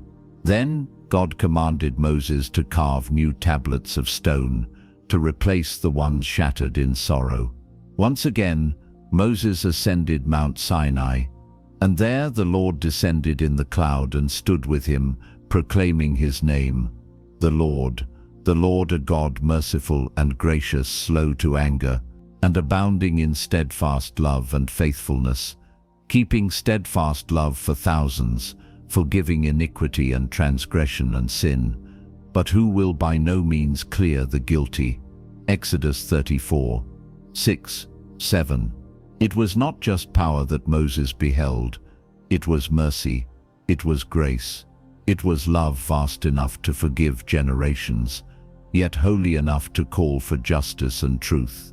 Moses fell to the ground and worshipped. He stayed there with God for 40 days and 40 nights, without food or water, sustained not by bread, but by the presence of the living God. When Moses finally descended the mountain, his face shone with the light of God's glory. The people were afraid to come near him, for the radiance was too great. He had to cover his face with a veil when he spoke to them, a visible reminder that those who dwell in the presence of God cannot help but be changed. Tonight, remember this: true transformation comes not from striving harder or doing more. It comes from lingering in the presence of God. When we draw near to him, we are changed. When we behold his mercy, his holiness, his tenderness, the light of his glory imprints itself upon our souls. If you long tonight for something deeper, if your spirit echoes the cry of Moses, show me your glory, know this: God delights to reveal himself to those who seek him with humble hearts. He does not hide himself from the weary, the broken, the longing. He invites you into the cleft of the rock, into the shelter of his presence, to behold not with physical eyes, but with the eyes of faith. And when you rise from that sacred place, you will carry his light with you into the world. You will not walk as you once did. You will walk radiant. You will walk transformed. Because when you walk with God, his glory clings to you, and his love never fades. The covenant was renewed. Mercy had triumphed over judgment. And now, with hearts humbled and faith restored, the people of Israel prepared to obey God's next call, to build a sanctuary where his presence could dwell among them. Moses gathered the congregation and spoke the words of the Lord. Take from among you a contribution to the Lord. Whoever is of a generous heart, let him bring the Lord's contribution: gold, silver, and bronze, blue and purple and scarlet yarns, fine linen, goat's hair, tanned ram's skins and acacia wood, oil for the lamps, spices for the anointing oil. Exodus 35:5-8. The people responded with overwhelming generosity. Those who had once given their gold for a false idol now offered their treasures for the glory of the true God. Men and women alike brought all they had: jewelry, cloth, skins, wood, and precious stones. The artisans among them, gifted by the Spirit of God, stepped forward to craft every piece of the tabernacle with excellence and reverence. Bezalel, filled with the Spirit of God in wisdom and understanding, was appointed as chief artisan. Under his leadership, the work began, not hurriedly, but with patience, with care, with prayer. The Ark of the Covenant, was crafted first, a chest of acacia wood overlaid with pure gold, topped by the mercy seat, where two cherubim faced each other with wings outstretched, guarding the sacred place where God's presence would meet his people. The table for the bread of the presence, the golden lampstand, the altar of incense, each piece was formed exactly as God commanded, each one a reflection of a greater reality. The tabernacle itself was built from 10 curtains of fine linen, blue and purple and scarlet yarns, embroidered with cherubim, a movable sanctuary that could travel with the people wherever God led them. It was not a structure built for human glory. It was a dwelling place for the living God. And when the work was finished, every thread woven, every altar anointed, Moses inspected all the pieces, and he saw that they had done it just as the Lord commanded. Then Moses blessed them.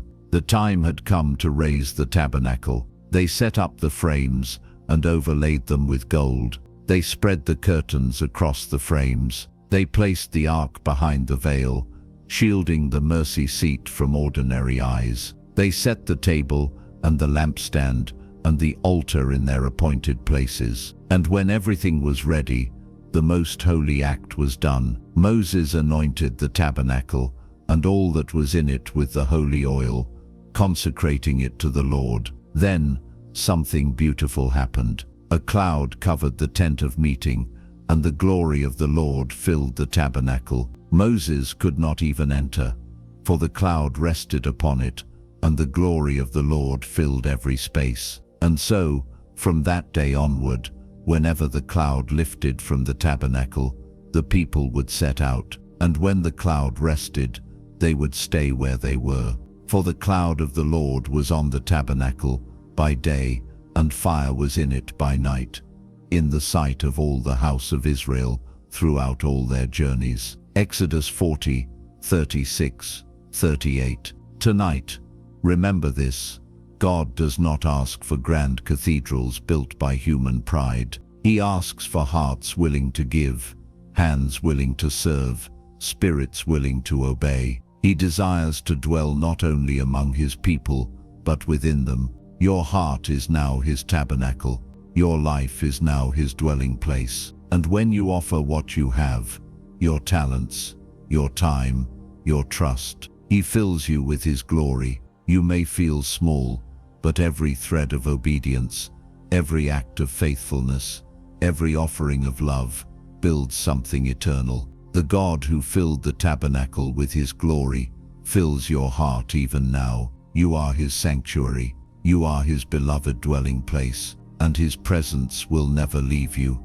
The journey through the wilderness had only just begun. The people of Israel would walk many more miles.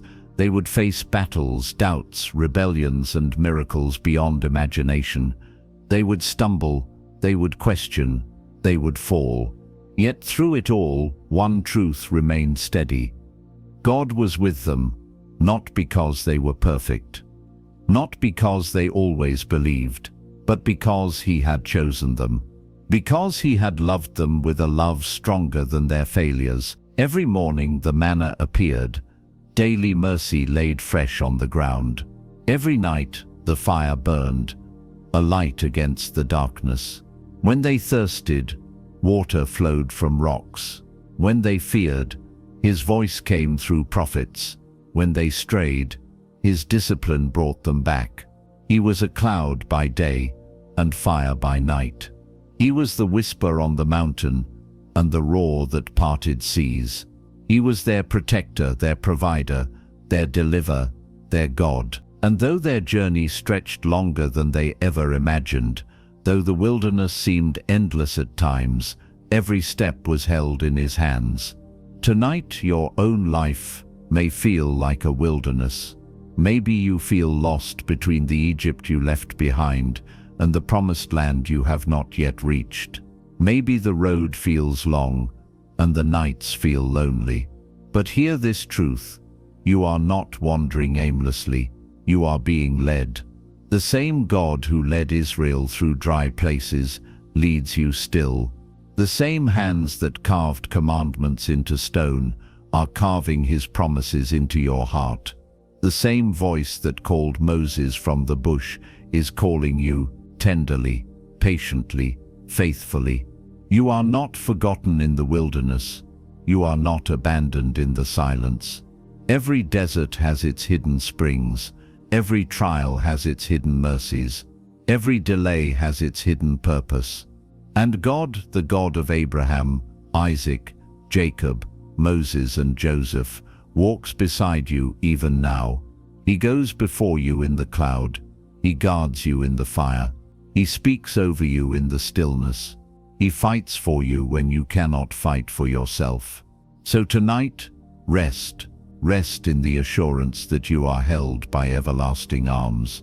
Rest in the promise that your journey is not random, but written with care by the author of all life. And know deep in your soul that the God who walked beside them walks beside you, always, forever, faithful and true. The wilderness was not only a place of testing, it was a place of encounter. Each step Israel took was a step away from slavery and a step closer to becoming God's people in heart, not just in name. But transformation is rarely easy. As they journeyed, the people faced new fears.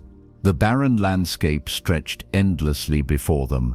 The heat, the hunger, the thirst, all pressed heavily against their spirits.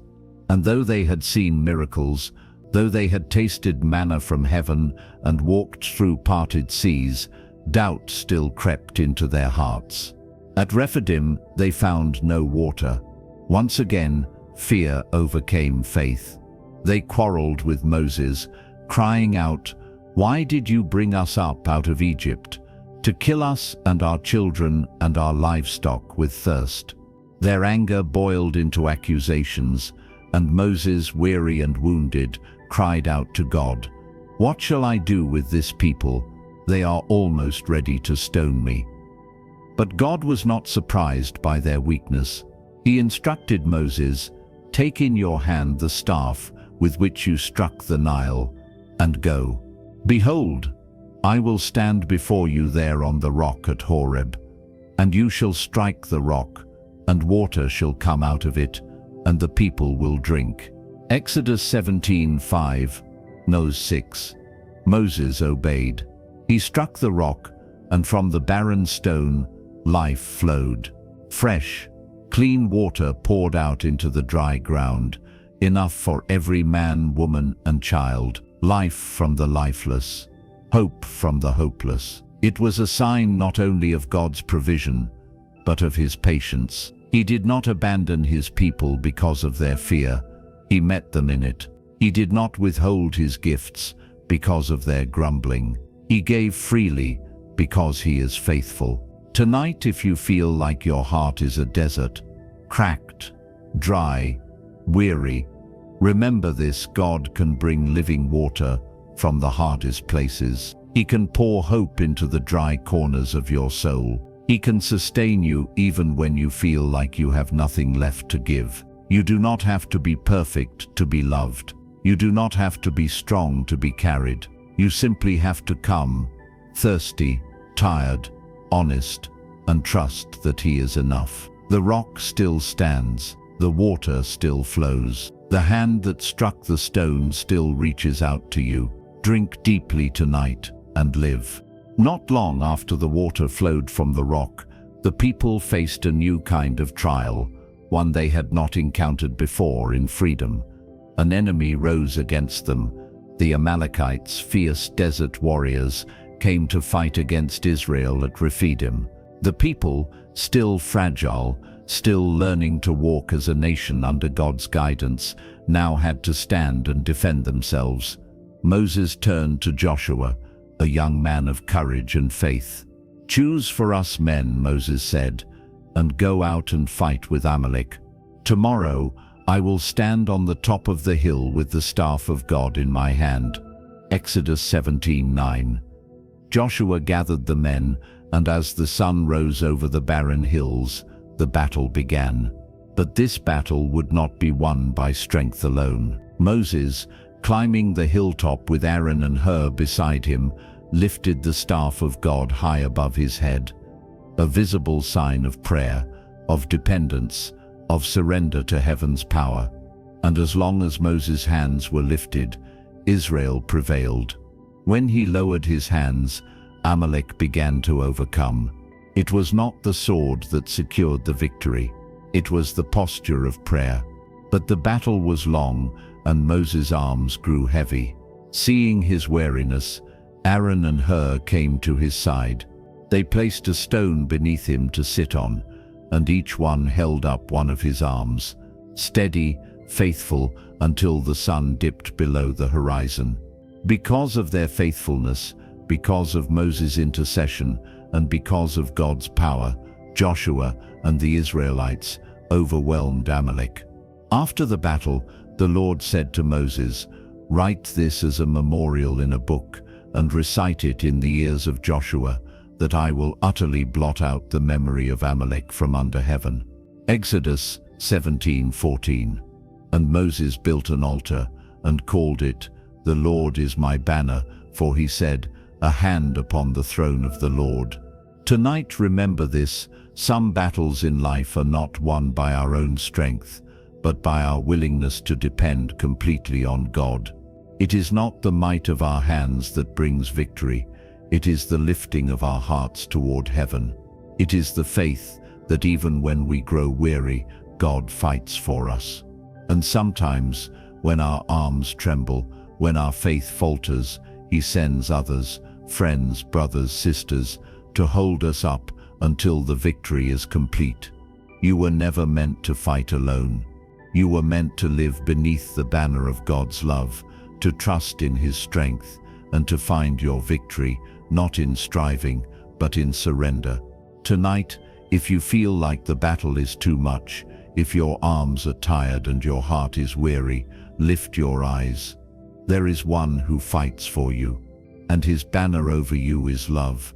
He has never lost a battle, and He never will. After the battle against Amalek, the camp of Israel settled once more in the wilderness, surrounded by dry lands, but sustained by the faithfulness of God.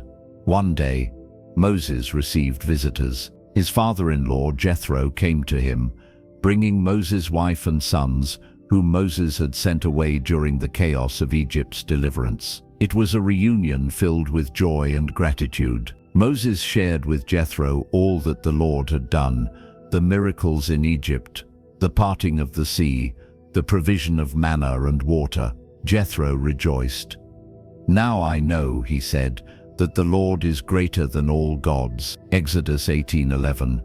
Together they offered sacrifices of thanksgiving. Together they worshipped the God who had proven Himself faithful. But the next day, as Jethro observed the life of the camp, he saw a heavy burden laid upon Moses. From morning until evening, Moses sat and judged the people, hearing every dispute, every concern, every cry for guidance. The people stood in long lines, waiting for their turn. Moses listened patiently, faithfully, but he was only one man. Jethro saw the strain and spoke wisely. "What you are doing is not good. You and the people with you will certainly wear yourselves out, for the thing is too heavy for you. You are not able to do it alone." He advised Moses to choose capable, trustworthy men who feared God, to help judge the simpler matters, while Moses himself would handle the most difficult cases and continue to seek God's voice for the nation. It was wisdom not only to preserve Moses' strength, but to teach the people that leadership is not about one man carrying everything alone. It is about a community built on trust, on shared burdens, and on faithful stewardship. Moses listened. He appointed leaders of thousands, hundreds, 50s, and 10s, and so the burden was lightened, and the people received justice more swiftly. Tonight, remember this: even the strongest leaders need help. Even the most faithful servants need rest. You were not created to carry every burden alone. God designed community, not to weaken faith, but to strengthen it, not to replace dependence on Him, but to extend His wisdom through many hands and many hearts. If you find yourself tonight overwhelmed by the weight you carry, the responsibilities, the fears, the silent struggles, remember the wisdom of Jethro. It is not weakness to share the load, it is wisdom. Ask for help when needed, accept support when offered, and trust that God often answers our prayers, not by removing the burden, but by sending others to walk beside us. You are not alone in the battle, you are not alone in the wilderness, and you are not alone in the calling God has placed on your life. He is with you, and He has placed others beside you to lift your arms when they grow tired. Walk forward tonight, not in isolation, but in community. For where 2 or 3 gather in His name, there He is, always faithful, always near. After the burdens were shared and the camp was strengthened, the Lord called His people to prepare for something even greater, a deeper covenant, a sacred relationship rooted in obedience and love. God spoke to Moses, saying, "Thus you shall say to the house of Jacob, and tell the people of Israel, you yourselves have seen what I did to the Egyptians, and how I bore you on eagle's wings and brought you to myself. Now therefore, if you will indeed obey my voice and keep my covenant, you shall be my treasured possession among all peoples." Exodus 19:3-5. The people gathered at the foot of Mount Sinai once more, standing in awe of the mountain that had once trembled with fire and smoke. Moses descended to deliver God's words, and with one voice the people answered, "All that the Lord has spoken we will do." It was a moment of commitment, a promise to walk not merely as a freed people, but as a holy nation, set apart for God's purposes. Moses built an altar at the base of the mountain and set up 12 pillars to represent the 12 tribes of Israel. Sacrifices were offered, and Moses took half of the blood, placing it in basins, and half he sprinkled on the altar. Then he read aloud the book of the covenant, and again the people said, "All that the Lord has spoken we will do, and we will be obedient." Moses then took the blood and sprinkled it upon the people, saying, "Behold the blood of the covenant that the Lord has made with you, in accordance with all these words."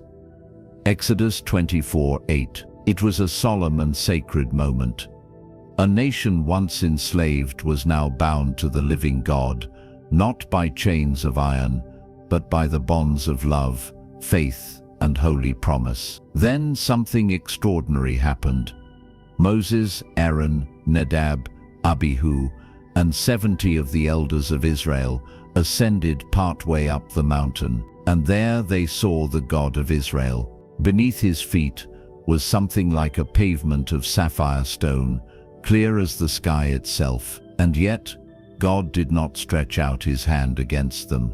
They beheld God, and they ate and drank in his presence. It was a foretaste of the communion God desires with his people, a reminder that his ultimate desire is not merely obedience, but relationship. God calls his people not only to serve him, but to know him, to delight in him, to sit at his table and find life in his presence. Tonight, remember this: faith is not merely about rules or rituals, it is about covenant. It is about being known by the one who made you. It is about walking in obedience, not out of fear, but out of love. The God who delivered Israel is the same God who calls you by name.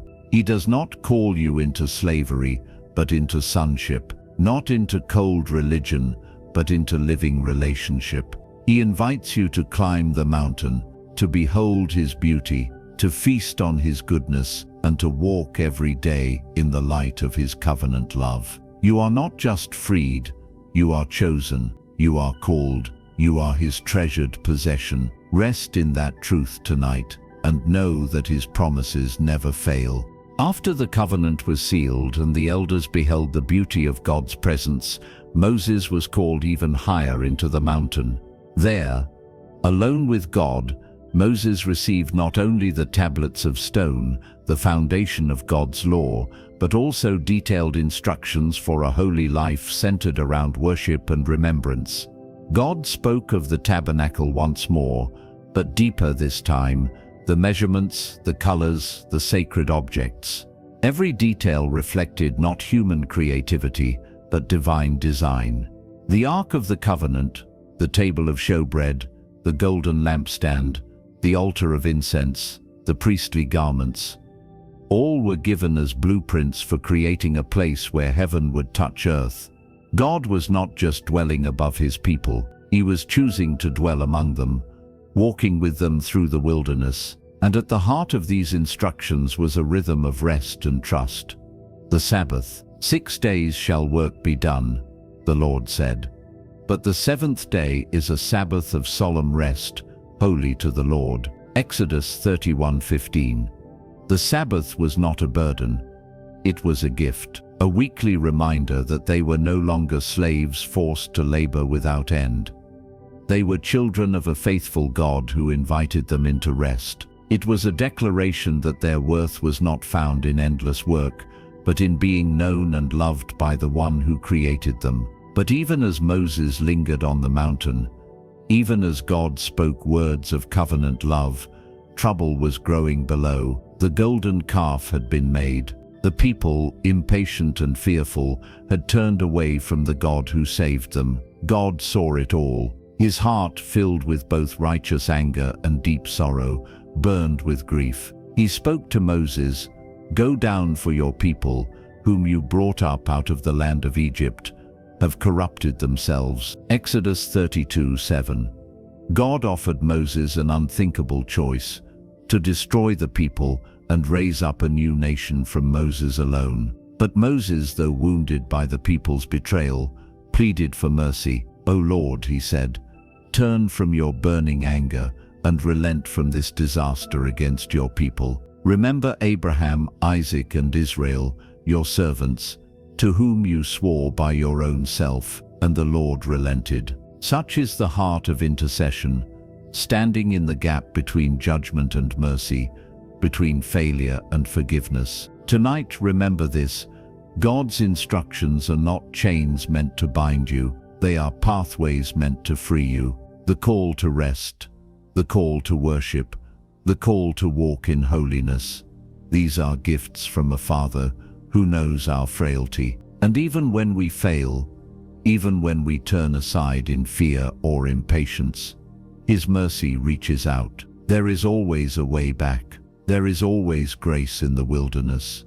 There is always a shepherd who calls you home. If you feel tonight that you have wandered too far, that your heart has built idols of fear, ambition, or control, know this: God still invites you back. He still speaks love over your name. He still offers rest for your weary soul. Come to Him. Lay down your burdens. Receive again the gift of His mercy, and walk in the beauty of His presence once more. Moses came down from the mountain, carrying the 2 tablets of the covenant, shining with the authority and presence of God. But the sight that met his eyes was not a holy people waiting in awe. It was a nation turned wild, dancing, worshipping the golden calf their own hands had made. Grief flooded Moses' heart. The covenant was broken before it could even be delivered. In righteous sorrow, Moses threw down the tablets, shattering them at the base of the mountain, a visible sign of how the people had shattered their relationship with God. He burned the calf in fire, ground it to powder, scattered it on the water, and made the people drink it, a bitter taste of their rebellion. Then Moses stood at the camp's entrance and cried out, "Whoever is on the Lord's side, come to me." And from among the tribes, the sons of Levi gathered around him. That day was marked with sorrow and judgment, as sin bore its bitter cost. But even amid discipline, God's mercy did not vanish. Moses returned to the Lord in prayer, pleading not for himself, but for the people. If you will forgive their sin, please do, but if not, blot me out of your book that you have written. Exodus 32:32. Moses' heart was willing to bear the judgment of a people who had failed him, a reflection of a greater intercessor who would one day come, willing to bear the sins of the whole world. The Lord, in his faithfulness, did not destroy the nation, but he made it clear his presence would not go with them unless their hearts truly turned back. Moses, desperate for God's nearness, cried out again, "If your presence does not go with us, do not bring us up from here." More than land, more than victory, more than comfort, Moses desired God himself, and the Lord answered, "My presence will go with you, and I will give you rest." Exodus 33:14. God then called Moses to return to the mountain, to chisel out new tablets, a second chance, a new beginning. Moses ascended once more, and there God revealed his heart in full. The Lord, a God merciful and gracious, slow to anger, and abounding in steadfast love and faithfulness, keeping steadfast love for thousands, forgiving iniquity and transgression and sin. Exodus 34:6. Mes 7.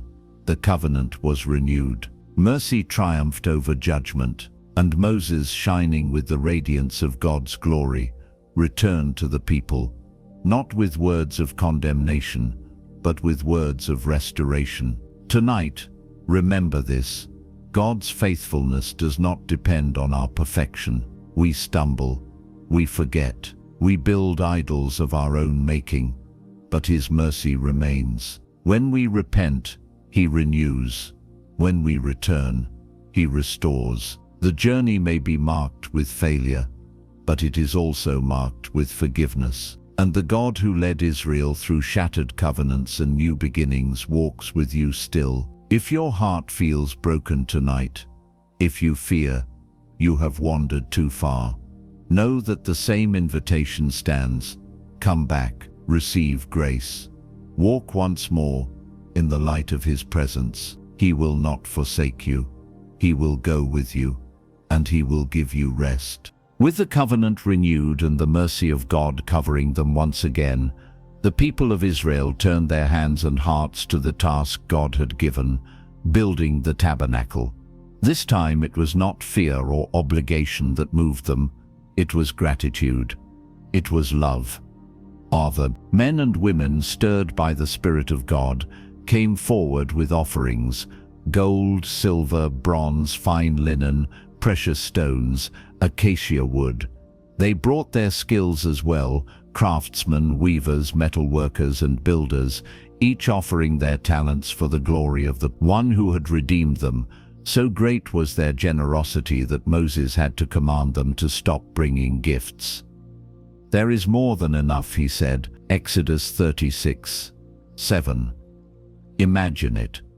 A community of former slaves, now freely giving their treasures, their time, and their talents, simply because they loved their God. Under the leadership of Bezalel and Oholiab, craftsmen filled with the Spirit of God, the work of building the tabernacle began. They built the Ark of the Covenant, the throne of God on earth, with acacia wood overlaid with pure gold, housing the tablets of the covenant inside. They crafted the mercy seat, where the glory of God would descend, flanked by cherubim of hammered gold. They constructed the table for the bread of the presence, the golden lampstand with its intricate branches, the altar of incense, and the great altar of burnt offering. They wove the curtains of blue, purple, and scarlet yarn, embroidered with images of cherubim, to cover and separate the sacred spaces. Every stitch, every hammer stroke,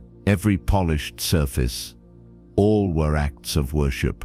When the work was completed, the tabernacle stood in the heart of the camp, a holy place, set apart, where heaven and earth would meet. Then Moses, according to all the Lord had commanded, inspected every piece. and he saw that it was good. And then Moses blessed them. It was not simply a structure of wood and gold. It was a testimony, a living reminder that even after rebellion, after brokenness, after wandering, God desired to dwell among his people. And so, when the tabernacle was set up, something incredible happened.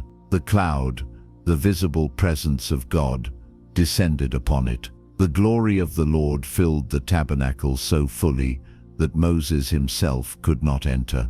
By day, the cloud covered the tabernacle. By night, fire was in the cloud, visible to all the people of Israel throughout all their journeys. Exodus 40:38. God was not distant. He was here. He was home among them. Tonight, remember this: God's desire has always been to dwell with his people, not in distant temples, not in unreachable heavens, but close, near enough to guide, near enough to comfort, near enough to call you by name. The tabernacle in the wilderness was only the beginning. One day, the Word would become flesh and dwell among us. Jesus Christ, Emmanuel, God with us, and even now through his Spirit, he makes his home not in buildings of stone or cloth, but in hearts willing to receive him. You are his dwelling place. You are his sanctuary, and his presence, like the cloud over the tabernacle, covers you day and night. He is near, he is faithful, and he is with you, always. The tabernacle stood at the center of the camp, a constant reminder that God was not far away. The people of Israel lived in tents, moving through the wilderness step by step, yet in their midst was the dwelling place of the Almighty. Every morning they would see the cloud covering the tabernacle. Every evening they would see the fire burning in the heart of the camp. It was a rhythm of grace. When the cloud lifted, they would pack up their tents and move forward. When the cloud settled, they would make camp again, trusting that even in the vast unknown desert, God knew exactly where they needed to be. Every step they took was directed not by maps or armies, but by the presence of the Lord. It taught them patience. It taught them dependence. It taught them to trust not in their own understanding, but in the God who sees the end from the beginning. There were moments of great faith, songs sung after victories, praises lifted after provisions of manna and water, but there were also moments of deep weakness, complaints rising from weary hearts, doubts clouding their vision, fears tempting them to turn back toward Egypt. And yet, through it all, God's faithfulness never changed. He fed them daily. He healed their wounds. He forgave their rebellions. He renewed his promises again and again. When they were thirsty, he brought water from the rock. When they were hungry, he rained down bread from heaven. When enemies rose against them, he fought on their behalf. He was their cloud by day and fire by night, their provider, protector, and guide. Tonight, remember this: life is a journey through wilderness places. There are seasons of waiting. There are days when the path seems unclear. There are nights when fear whispers that you are lost. But you are not lost. You are led. The God who led Israel by cloud and fire leads you now by his Spirit. You may not see the full map. You may not know tomorrow's path, but you can know the one who goes before you. Trust the pace he sets. Trust the pauses as well as the progress. When he says wait, it is for your protection. When he says move, it is for your good. And through it all, his presence never leaves you. Not in the dry seasons, not in the dark valleys, not in the restless nights. He is with you, closer than the air you breathe, more faithful than the rising sun. You are not wandering alone. You are following a shepherd who knows the way home. Rest in that truth tonight.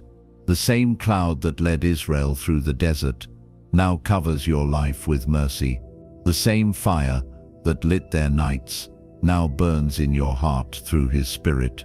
You are seen, you are known, you are guided, and you are deeply, endlessly loved. In every season of the wilderness, God's heart was revealed more clearly to his people. He was not just a mighty deliverer who brought them out of Egypt. He was a tender shepherd, walking with them step by step, teaching them to rely not on strength or sight, but on his voice alone. The wilderness stripped away every false security. They had no cities to hide in, no armies to trust, no storehouses to rely on, only the presence of God, steady, faithful, unfailing. It was not the easiest path. It was not the quickest route, but it was the right one, because it taught them the most precious truth. Man does not live by bread alone, but by every word that proceeds from the mouth of God. Every trial, every thirst, every longing was an invitation to trust deeper, to love greater, to know the one who had called them by name. Sometimes, in their weakness, they grumbled. Sometimes they rebelled. Sometimes they doubted whether the God who had parted seas could really provide for another day. But God remained patient. He disciplined when needed, but never abandoned. He corrected when needed, but never turned his face away, because his love was not built on their perfection. It was built on his covenant. It was rooted in his character, and it remains unshakable. Tonight, as you reflect on your own journey, know this: wilderness seasons are not evidence that God has left you. They are evidence that he is leading you through. When you feel you have no strength left, he is your strength. When you do not know which way to turn, he is your compass. When fear whispers lies, his word anchors you in truth. The same God who spoke from the fire of Sinai now speaks to your heart through his Spirit. The same God who fed the Israelites with manna now feeds your spirit with daily mercies. The same God who guided with cloud and flame now walks beside you in ways too deep for sight, but too real to deny. You are not forgotten. You are not forsaken. You are not wandering aimlessly. You are being led by a hand more loving and more wise than you can imagine. Tonight, lift your eyes. See the pillar of cloud that still covers you. Feel the warmth of the fire that still guards your way, and rest, knowing that the God who walked beside them walks beside you too. He will not leave you. He will not fail you, and he will bring you safely home. The wilderness was not the end of the story. It was only the beginning. From the dry places and long journeys, from the nights under the stars and the days following the cloud, a people were being shaped, not by the hardships they faced, but by the faithfulness of the one who walked beside them. They learned that freedom was not just escaping Pharaoh's chains. Freedom was learning to trust. Freedom was learning to follow. Freedom was learning that God's presence is better than any promised land, better than any earthly treasure. Through every step, through every battle, through every prayer and every failure, through every moment of thirst and hunger, God was there. He did not abandon them when they grumbled. He did not forsake them when they doubted. He did not turn away when they were weak.